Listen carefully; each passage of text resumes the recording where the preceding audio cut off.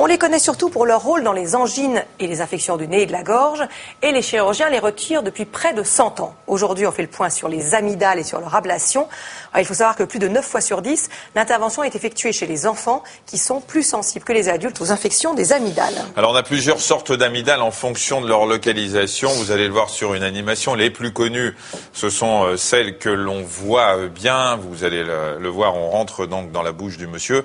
Elles sont de part et d'autre de la luette, la petite clochette qui pend au fond de la bouche. On peut les voir en ouvrant avec une lampe de poche. Vous voyez ici ces amygdales avec des petites cryptes à l'intérieur. Alors vous en connaissez d'autres, mais vous ne pouvez pas les voir. Ce sont les amygdales pharyngées, autrement dit ce qu'on appelle les végétations adénoïdes, ici, que je vous montre là. Elles sont situées à l'arrière du nez et au-dessus du palais. Enfin, il y a des amygdales à l'arrière de la langue également, que l'on voit, que l'on devine ici, là, en vert. Celle-là que vous voyez là, il est épais ce trait que vous m'avez fait, Marina. Ça, c'est l'amygdale classique qu'on a vu tout à l'heure. Et il y en a même au niveau de la trompe d'Eustache, c'est ici, c'est le conduit qui va relier les cavités du nez à l'oreille. On en reparlera en fin d'émission, vous verrez. Toutes ces amygdales ont une fonction bien particulière. Elles vont former une première barrière quand un microbe, comme un streptocoque par exemple, attaque l'organisme. Oui, douleur en avalant, fièvre, voix enrouée ou nasillarde, nez qui coule, otite, les symptômes vont dépendre du type d'amygdale atteinte. Les défenses immunitaires, de toute façon, vont être stimulées pour combattre la maladie et du coup, le volume des amygdales augmente. Cette inflammation des amygdales, on appelle ça une amygdalite et normalement, entre deux infections, les amygdales retrouvent leur taille normale, mais quand les infections sont très fréquentes, elles s'affaiblissent et elles deviennent elles-mêmes un foyer, un vrai réservoir de bactéries qui va faciliter l'infection. Du coup, elles restent hypertrophiées, c'est ce que vous avez vu en image il y a quelques instants. Elles déchargent régulièrement des bactéries et là, il faut les enlever. C'est ce qui est arrivé à Yanis, qui a 7 ans. Jean-Marie Pernaut et Maxime Soulard ont assisté à son opération. Tu sais ce qu'on va te faire? Je vais me faire opérer des amygdales. D'accord. Est-ce que tu sais pourquoi on les retire? Non. Parce qu'elles sont trop grosses? Des amygdales trop grosses qui obstruent la gorge de Yanis. Résultat, lorsqu'il dort, il ronfle. Tu dors pas bien? Les conséquences, c'est un mauvais sommeil. Donc, qui dit mauvais sommeil chez l'enfant, dit des soucis d'apprentissage.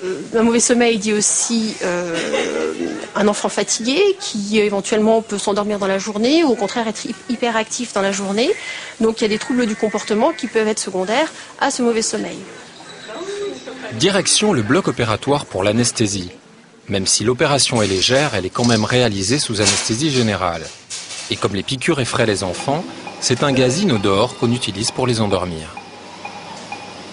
Yanis est maintenant endormi, l'opération peut commencer. Donc ici, vous voilà dans la bouche, vous avez le palais, le voile, la luette, l'amygdale gauche, avec ce qu'on appelle le pilier antérieur, l'amygdale droite, avec son pilier antérieur. Et là, en dessous, sous l'ouvre-bouche, vous avez la langue. Le chirurgien va d'abord retirer l'amygdale gauche. À l'aide d'une pince électrique, il commence par coaguler la zone à découper pour limiter tout saignement. Le risque principal de l'intervention, c'est le saignement. Donc là, un soin particulier doit être apporté à ce qu'on appelle l'hémostase, donc à la coagulation des vaisseaux. Petit à petit, l'amygdale se détache de son socle. Et quelques minutes plus tard... Voilà l'amygdale. Elle mesure à peu près 2 fois plus qu'une amygdale normale. La deuxième amygdale est ensuite enlevée sur le même principe. Au bout de 30 minutes, l'opération est terminée. Voici la gorge de Yanis avant l'intervention, la voici après. Dernière visite du médecin en salle de réveil pour vérifier l'absence de saignement post-opératoire. L'intervention s'est bien passée. Je vais aller vérifier le fond de ta gorge pour voir si tu peux remonter dans la chambre. Ouvre grand la bouche, fais-moi un. C'est parfait, ça ne saigne pas. C'est parfait, mon bonhomme. Eh bien, super, tu vas pouvoir remonter. Dès que les anesthésistes donnent le feu vert. Ça va, tu as pas trop mal? Si tout va bien, Yanis rentrera chez lui demain. Pour limiter la douleur, il devra prendre un traitement à base de paracétamol et de codéine pendant quelques jours. Côté alimentation, une consigne, prendre des repas froids, car la chaleur dilate les vaisseaux et peut provoquer de nouveaux saignements. C'est pour ça qu'on nous recommandait des glaces quand on était petit. On était content de se faire opérer rien que pour ça. Je n'ai pas été opéré. Vous n'avez pas été opéré les amygdales? Non. Bah, il serait temps.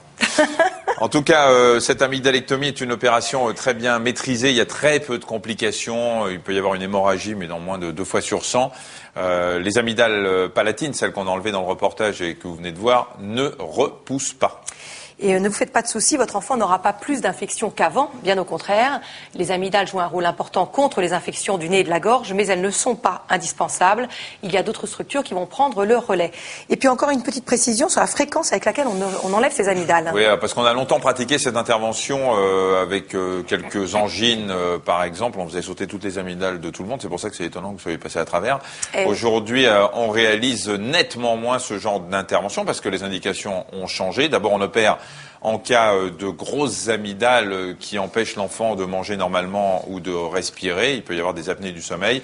Et en général, on attend qu'il y ait au moins 4 angines par an pour les enlever.